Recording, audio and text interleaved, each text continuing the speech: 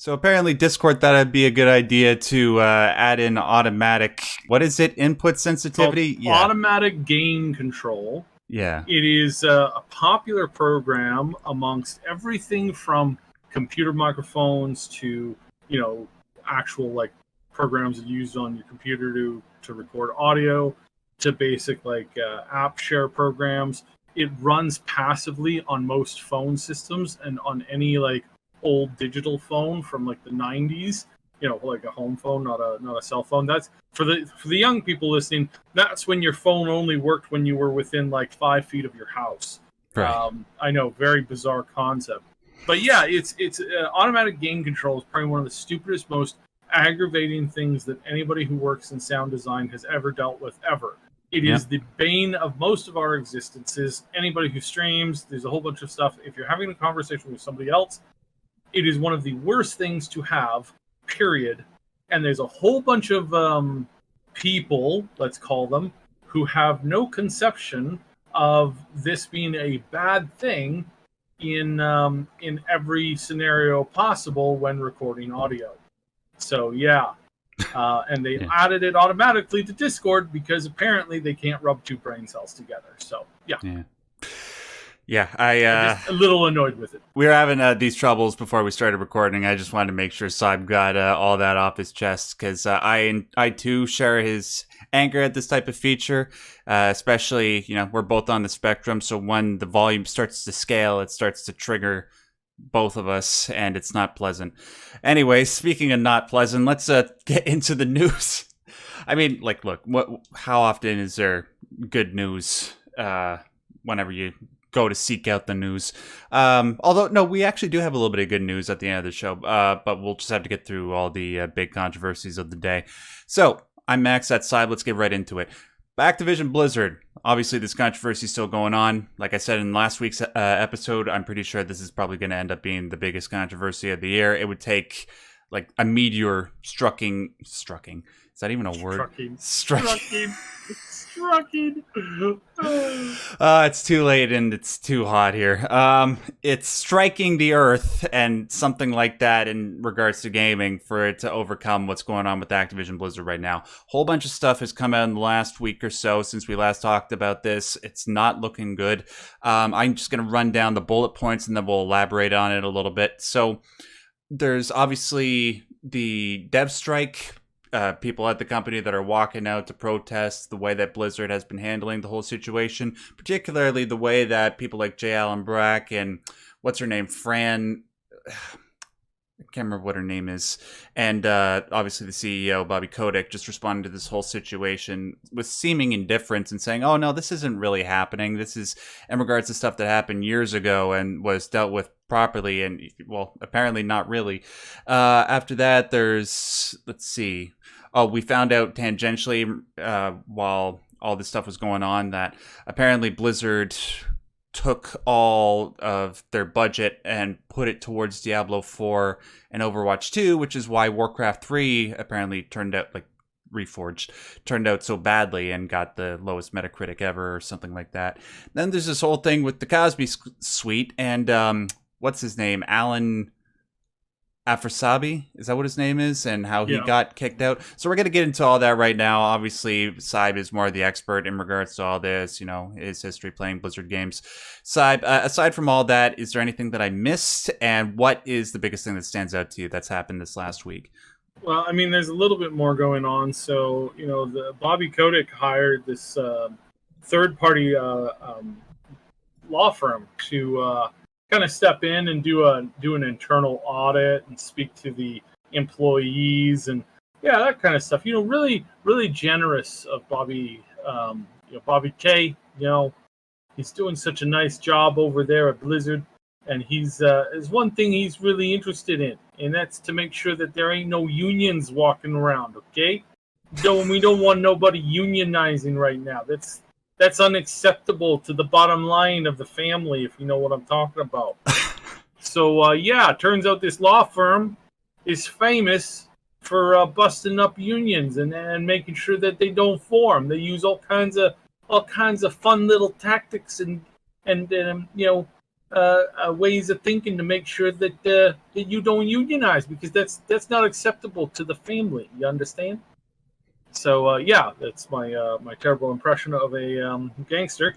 And yeah, turns out the third party, company that they're bringing online to make sure that everything's hunky-dory. Turns out they're just one of the most advanced and best law firms in the world at preventing,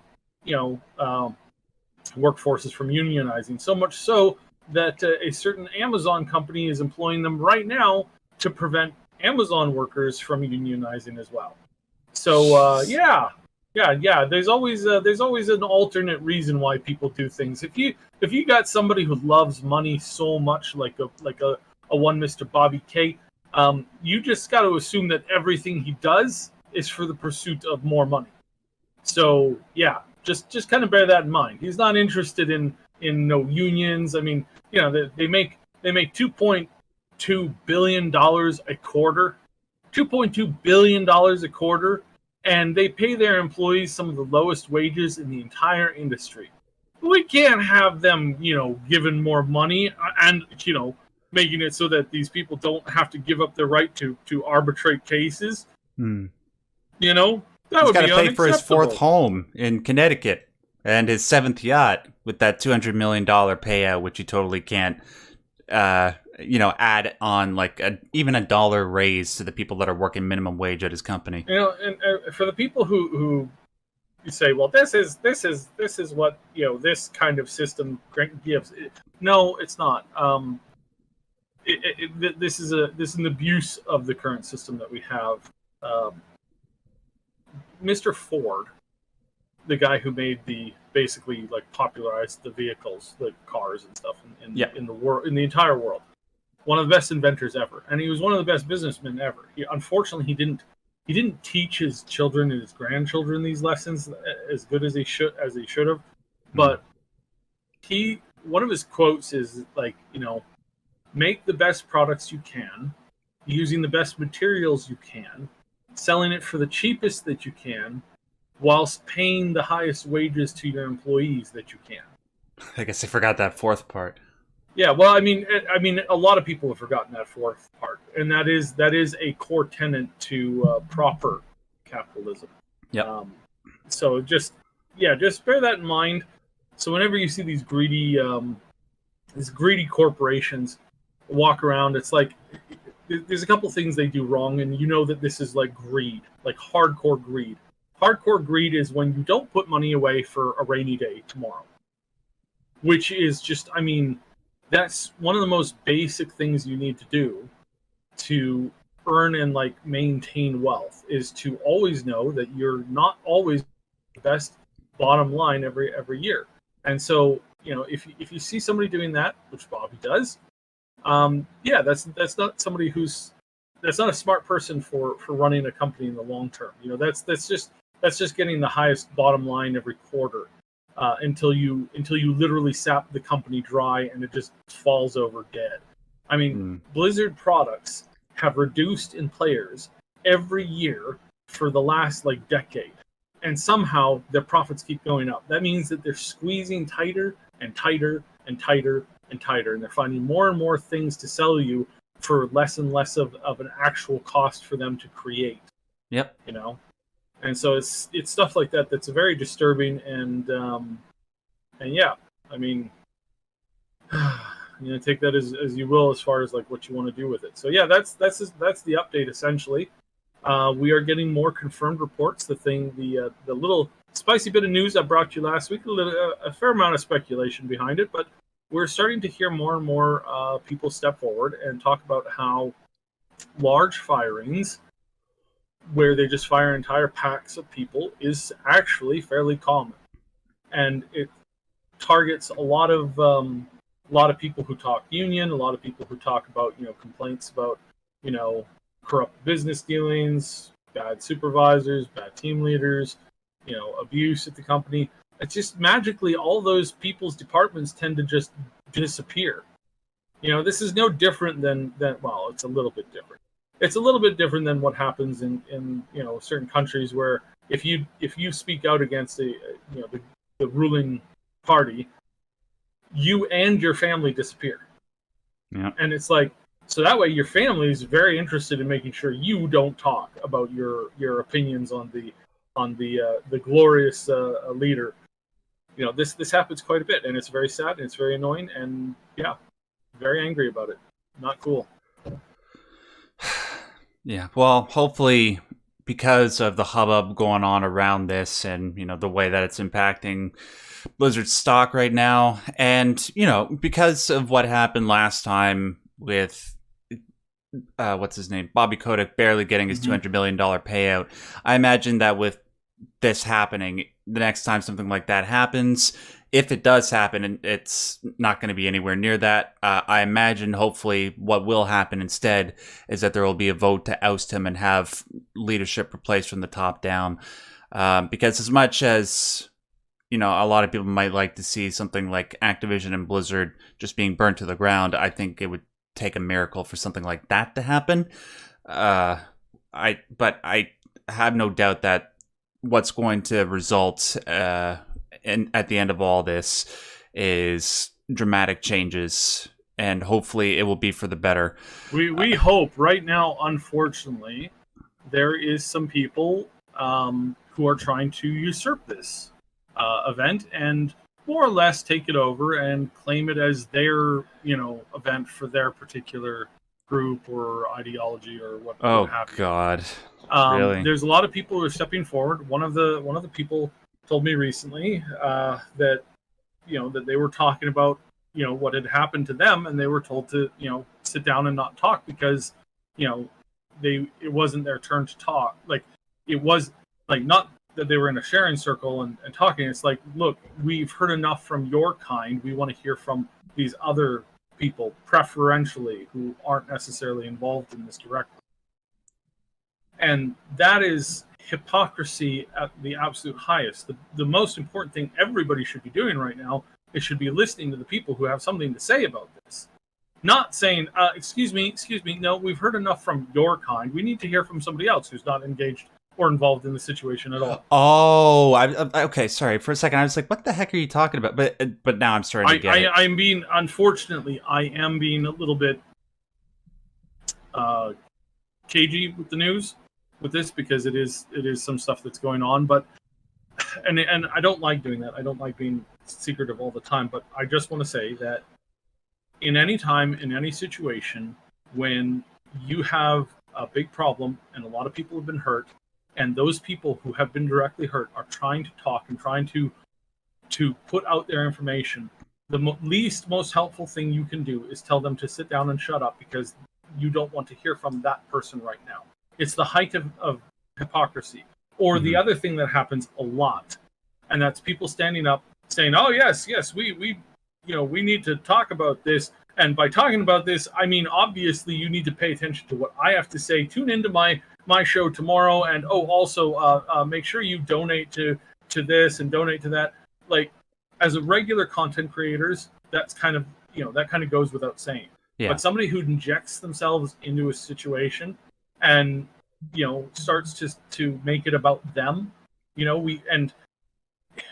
want to make sure I'm using this example correctly. So I think the best example we could probably use is when a bunch of movie stars started talking about how everything was really bad right now, but if you tune in and listen to them and what they have to say, they'll get you through this. That's the kind of thing that we do not need right now. Right. That's the kind of thing that is so selfish and hypocritical and disgusting that it literally makes me sick. Yeah, it makes me sick too. It literally makes me feel ill when I'm hearing people who there's a tragedy, a horrible tragedy, and somebody stands up and is like, let's make this all about me. I want people paying attention to me. The guy who does was it the Pitch series on YouTube? He has a brilliant video on this where he's just kind of talking about being a star. He's doing this one man little bit thing, and it's so funny because it's like the guy becomes a star, and then he's like, hey, everybody, pay attention to me. And they're like, oh, but there's a fire. And he's like, yeah, you know what? I'm going to sing about the fire because I want people to pay attention to me. Imagine there's no fire. Exactly, right. So that's the kind of stuff that I'm talking about directly. I'm not trying to instigate anything else. I'm talking Right. about people that specifically show up and make it about them Yeah. as So an individual, yes, not as a basically, sorry, Saib, to interrupt you, yeah. but just for people that might still be confused, let me just put it to you this way. What Saib is trying to say is that every time there is a potential for some sort of power organization to come crumbling down, there's going to be people that want to replace it with something that aligns with their ideological worldview. And some of these people are willing to replace that structure with a structure or an ideology that allows them to exclude people based on irrelevant characteristics. That's what Saib is That trying to or say. just plain old greedy people who want the who want the star. They want this. They want the spotlight. They want to be at the center of the thing. They inject themselves into every conversation as Yep. much as possible. They start every conversation with I, me, my response. I believe this. We should, you really should listen to me when I say. It's like we don't want, like, that's not good. That doesn't help these situations, and that doesn't help the victims. The thing Yes. that helps the victims the most is when the victims actually get to speak about what they went through. Just guys, when it comes to this particular issue, it's the most simple thing in the world. When it comes to harassment, like the stuff that we've seen that apparently has been happening at Blizzard, everybody should be able to come together and say, no, there are ways that we can deal with this. We can punish this appropriately within the confines of the law that we have established. Let's just do that, and let's not introduce any sort of ideological worldview where we want things to change. Just do the right thing. It's really that simple. Let's be unified over this. Because come on, I know gamers, we've seen it happen in the past. Gamers, we can come together and do this properly. We don't have to become divided over really trivial stuff. It should be the easiest thing in the world. Let's keep it that way. All right. So that's about it. Was there anything else that you wanted to bring up, Saib? Not about this in particular. It's an evolving situation. Apparently, World of Warcraft isn't having much developmental work being done on it. Yeah. That's really sad. But at the moment, the story content that has come out recently, so there was a patch before all this stuff came out. It dropped and had these preloaded, like, saved cutscenes and stuff that would happen over the course of the next, like, couple of weeks. As more and more of these come out, more and more of the gamers are, in some cases, irate with. I mean, people that are continuing to play, they're a little irate with just the destruction of their lore within the video game, the destruction of characters and arcs and events and the retconning of things, where all of the 20 years of story, 20 years of build up was just thrown in a pig pen, and then dumped on a plate and put in front of people, and it's like, eat up.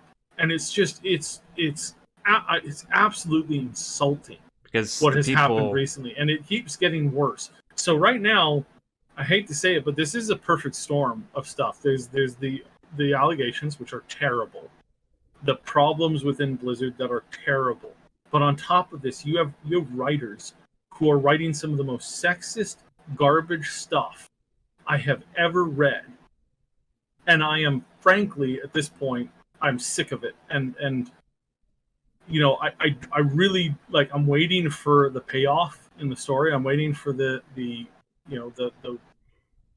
I'm waiting for something to show up and change this, because right now I'm seeing the destruction of the lore and the destruction of the story, and treating all of these female characters like they have no agency, like they're not intelligent, they can't see what are plainly obvious power plays by the male villain, who's just walking up and just controlling them, like he's not even trying. It's like taking candy from a baby. It's just like, no, this is mine, and oh, by the way, you're stupid and you've always been stupid. Ha ha. It's like, when you write characters that are constantly weak, constantly unable to act on, what a normal situation would be. They're over emotional. They can't control themselves. I'm sorry, but that's sexist writing. And it doesn't matter who wrote it. When you have a character who cannot learn, cannot grow, who's constantly incapable of actually doing a good thing, you're writing a really bad story that has no inherent value. It's just gross. And I'm sick of it.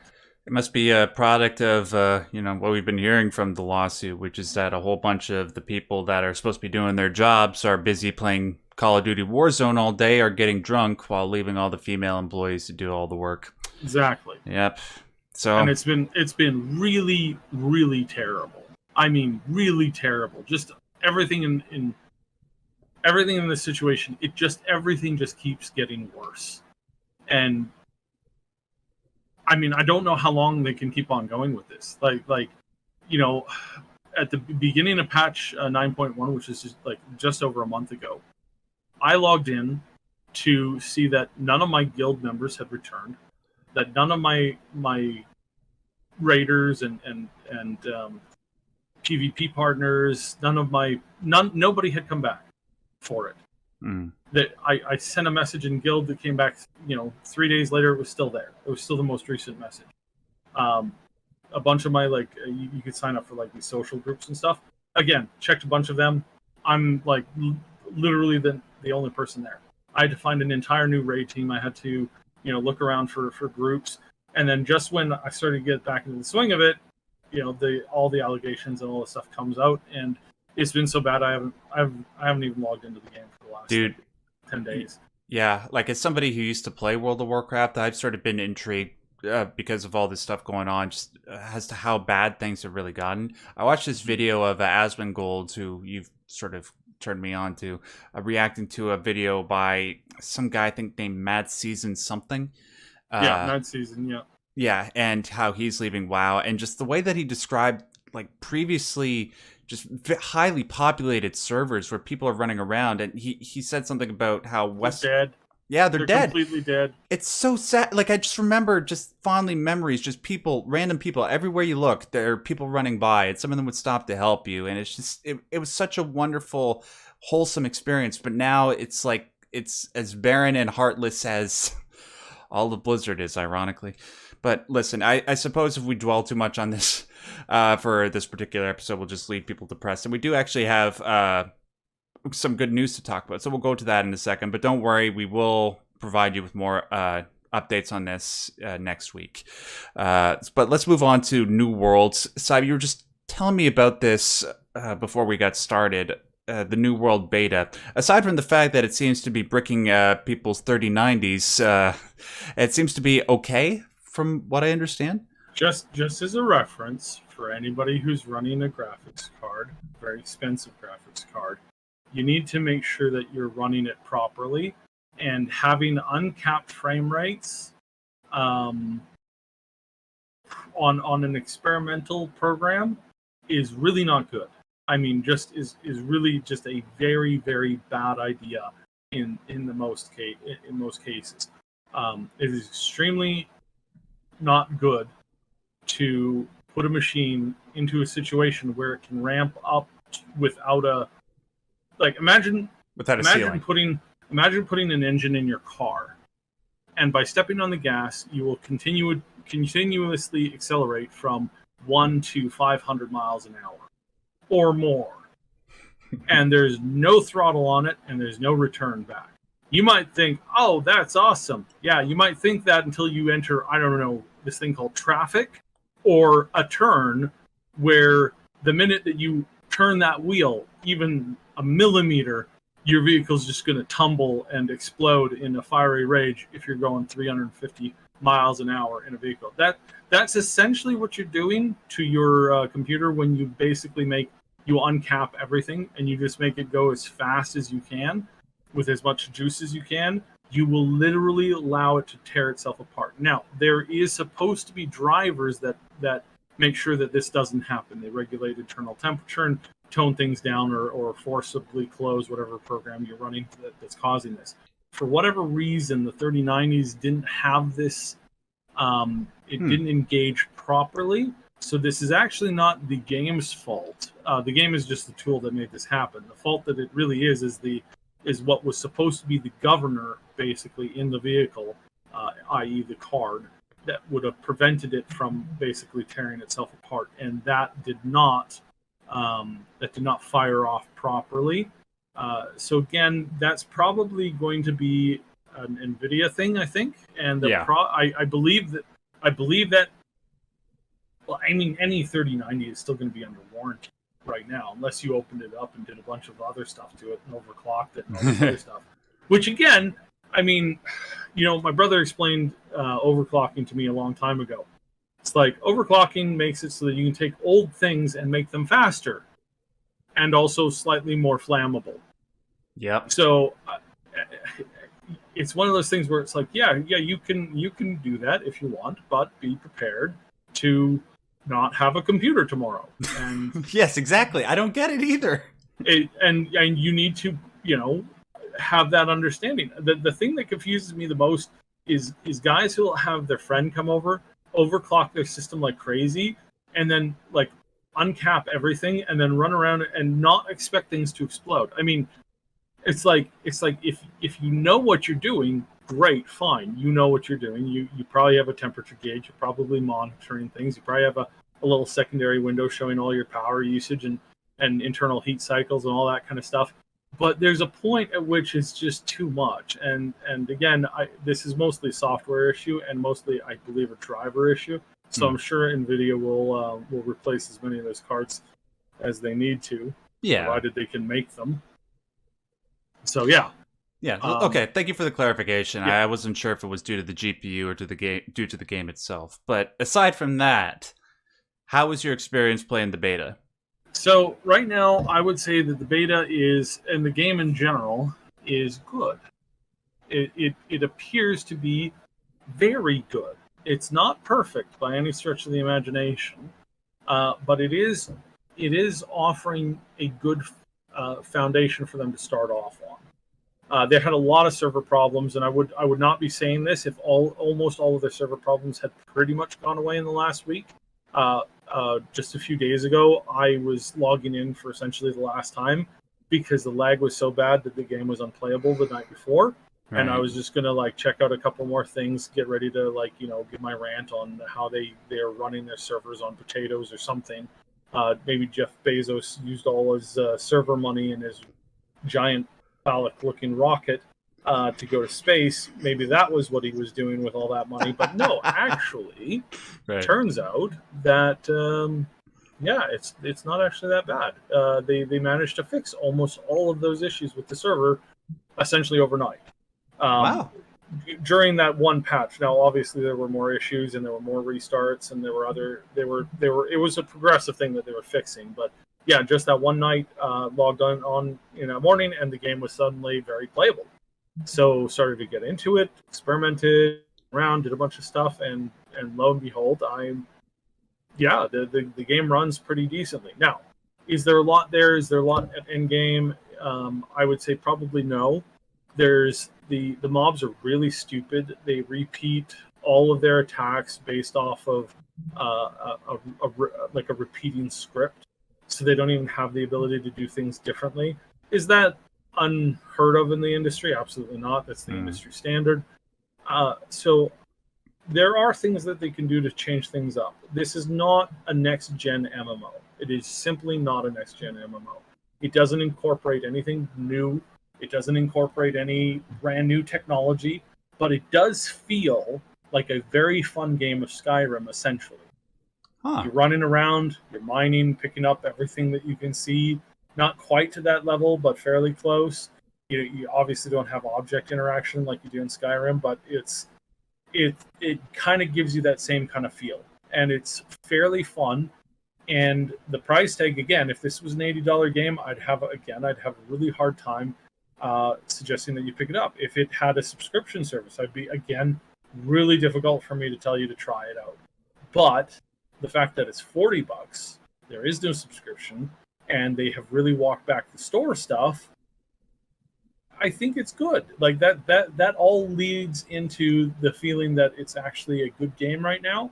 Again, it's not a great game. It's just a decently okay game for its genre. Right Mhm. now, as far as new MMOs go, it's probably one of the better things that we've have on the horizon. And of course, a game like this is going to be funner when you play with friends. So Right. just bear that in mind that solo play is pretty fun in this game, but where it really shines is big groups doing big activities all at the same time all together. Now there is a little bit of a limited content there other than the PvP to do that stuff in. But again, they've fixed most of this stuff, most of the problems from a year ago, and they've added pretty much everything to the actual game that you're seeing as far as like, interesting content has been made in less than a year. So I think that in about a year after launch, the game is going to look very different, and it has the potential to be really rocking. Uh, as most MMOs do need a ramp up time. I don't think this is something that you could necessarily throw 40 hours a week into. That's probably too crazy for most games. But I think that overall, you're looking at a pretty decent product, and it has a lot of room to grow. And if they can just keep ahead of that, then I think I think they may have a winner here. Um, but there's a lot of if, ands, and buts on this. So if you do not have the money, don't put it down on this. If you don't like crafting and running around gathering resources and dealing with weight systems and dealing with PvP, not the game for you right now. Hmm. Possibly in the future, but definitely not right now. If you like the aesthetic, pop in, give it a try. It's up until I think the second or the third for the beta. You just pre-order it to get access to it, and then you give it a try. And if you don't like it, you can probably refund. Right. But overall, yeah, it's looking decent, and I am interested to see more. Well, that's terribly surprising because, as we know, Amazon has really needed some sort of a hit when it comes to their games department. And to hear that from you, somebody who's sort of like an MMO veteran, it's really good to hear. And I imagine, given the state of World of Warcraft right now, people are going to be on the market looking for new MMOs. Do you think, like as it is right now, and also like taking into account how it might be in a year? Would you say that it would be able to compete with the likes of, let's say, the Old Republic and Final Fantasy 14 and stuff like that? If you're looking for straight up content, obviously any game that's been out for years and years and years will have more of that. Sure, I sure. can tell you for sure right now that if you slap on a great hammer or a large great axe or a sword and a shield, this game feels more like Skyrim than Elder Scrolls Online does by far. By Nice. far, it feels like it. The armor, every piece of armor has weight to it, and when you put your armor on, your weight changes in the system. So if you throw on a metal helmet, a big heavy metal helmet, but then you just throw on pants and boots, and then you go around like a barbarian, you're still in the light armor category,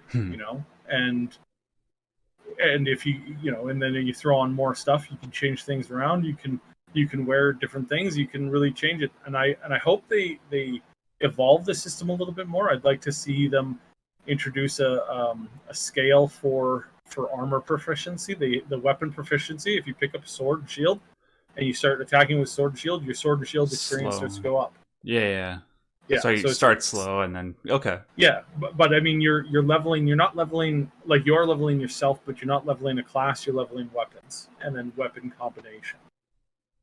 Yeah, I'd love to see that too. If it is more so like feeling like the original Skyrim and not so much like the way that Elder Scrolls Online reinterpreted that type of gameplay, that makes me excited because I do love the way that Skyrim plays. And when Elder Scrolls Online was going to come out, I was like, God, all you had to do is just give me Skyrim, but online. Right. And so if they're able to do that, it just brings me one closer to my lifelong dream.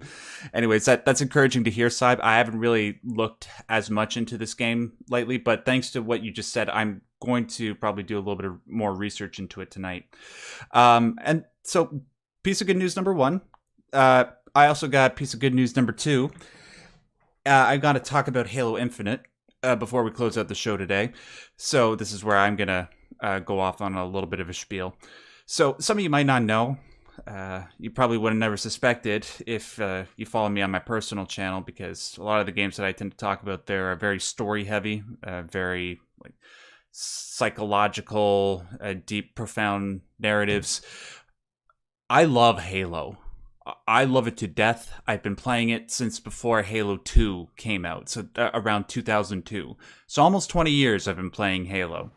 I love all of the games, with the exception of Halo 5, which I thought was a betrayal of the Halo identity in terms of both the campaign and also what they were trying to do with the multiplayer. Yeah, and yeah, that means I love Halo 4. Don't at me. Well, I mean, you can at me, but just be nice about it. But honestly, ever since Halo 5 happened, I've been very, very skeptical and very worried about where 343 Industries was going to take the franchise with Halo Infinite. I was worried that they might keep trying to go down that route of trying to appeal to a larger audience while basically just alienating their pre-existing audience. But also I was worried about them going in sort of the reverse, where they're trying to preserve too much nostalgia without it, properly advancing. I gotta say, in this past week, they've been releasing game footage from their flight testing. It's not exactly a beta. It's sort of what comes before the beta, where they're trying to iron out all the bugs, and they passed out codes to certain people online just to test out the game. And from the footage, it looks very encouraging. It looks like they did find the right balance in terms of look and feel between classic, nostalgic Halo while also bringing it into the future. I think I read somebody saying that Halo Infinite is sort of like Halo 3, but upgraded. Now, I'm not as big a fan of Halo 3 as everybody else is. I'm more of a Halo 2 and Halo Reach kind of guy. But, Halo 3 is a fantastic game, and I'm sure by pursuing it that way, they're going to make a whole lot of people happy. And even though, I do prefer those other games, I got to say, what they have done by updating the Halo 3 gameplay, bringing back equipment and all that, it looks and feels great. Like, I could tell just by watching the YouTube footage, everything feels a lot more precise. And, the sound design and the way the guns feel, and then when you land a shot, it looks like, it's hard to explain, but it looks like it feels great. I can totally imagine myself pouring a whole lot of hours into these 4v4 Team Slayer matches and just kicking everybody's ass with the battle rifle. The assault rifle seems to be a lot more powerful than we tend to expect. Like, anybody who's played Halo Online, they know that if you're playing Team Slayer, it's always battle rifles all the time, because the assault rifle kind of sucks. But it looks like the assault rifle will be a worthwhile gun to use this time around. And also all the other guns, as I just said before, the battle rifle, got the pistol, which looks and feels great. They have a couple of new weapons, sort of like an SMG type weapon, and this other Covenant looking weapon that shoots these horizontal light blades. It looks kind of neat. Yeah, it all looks pretty good. The graphics, I know a lot of people were, even now, like, I saw people on Twitter saying, "Oh my god, the graphics update looks amazing," and then I look at it, it's like, it looks good. It's nothing to write home about. And then there are people that are saying, like, "Oh god, they should have spent more time on this. They clearly didn't listen to what we were saying last year when we said it looks like a bad Roblox mod." And it's like, no, it looks good. And it got me frustrated, because I never understood why people play Halo for the graphics or expect Halo to have the best graphics, because it never did. Like, even as far back as Halo 2, that game wasn't the most beautiful game graphically speaking. People played it, though, because the mechanics and the flow of multiplayer matches was so archetypally good that it was the big thing then. It was what people were playing before Call of Duty sort of took over.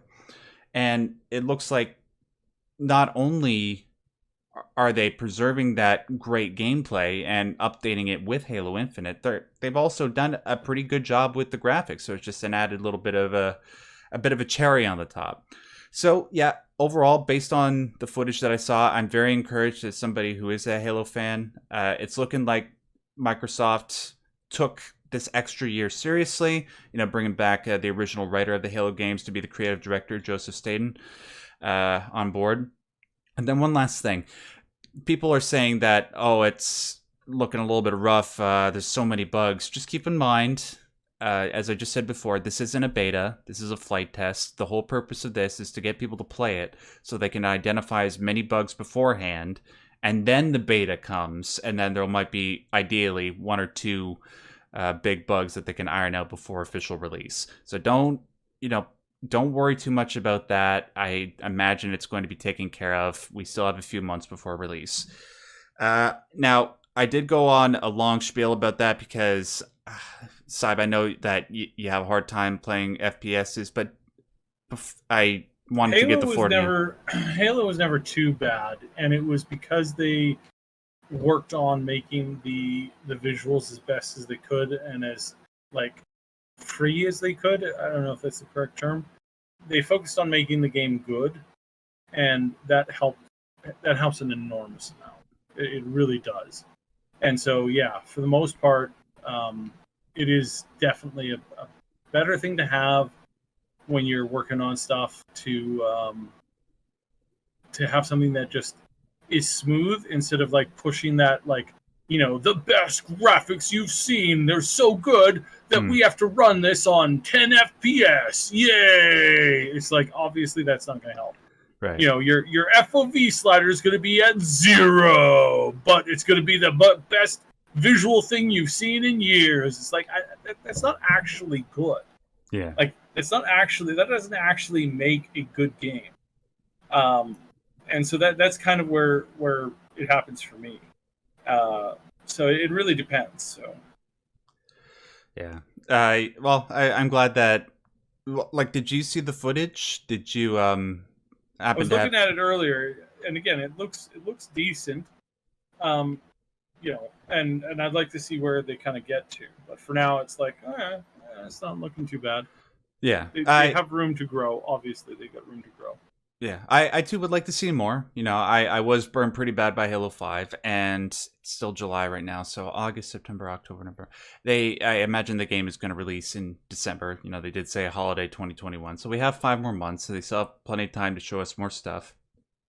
I will, maintain more of a wait and see attitude, but as a Halo fan, and with just this little bit that we see right now, it seems like they're going in the right direction, and I hope that is the case, and that when holiday finally rolls around, I can completely waste my life playing this game, just like I did back in college, where I didn't do any work, I just played Halo Reach all day.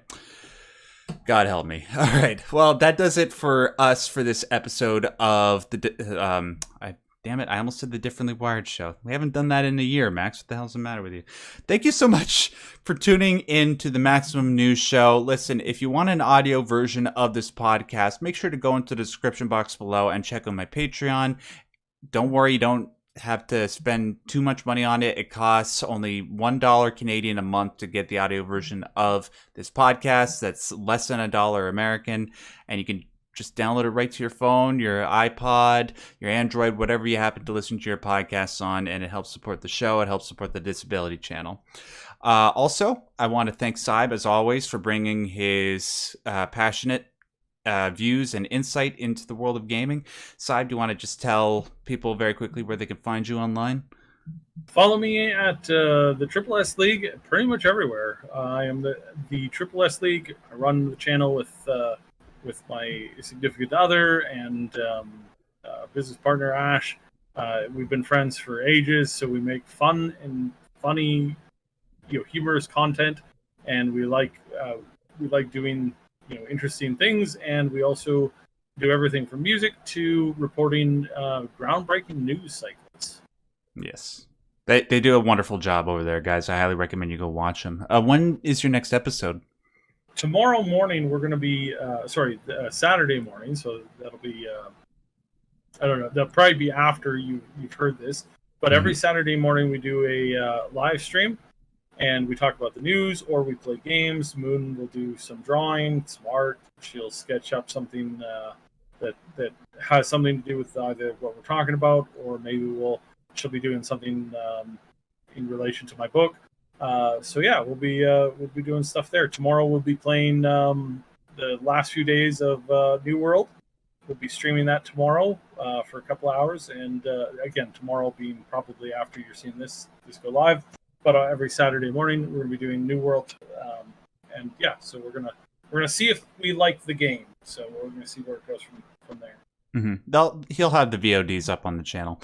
And then you guys can just find me on all the various forms of social media, just at Max Starrett. My links will be in the description box as well.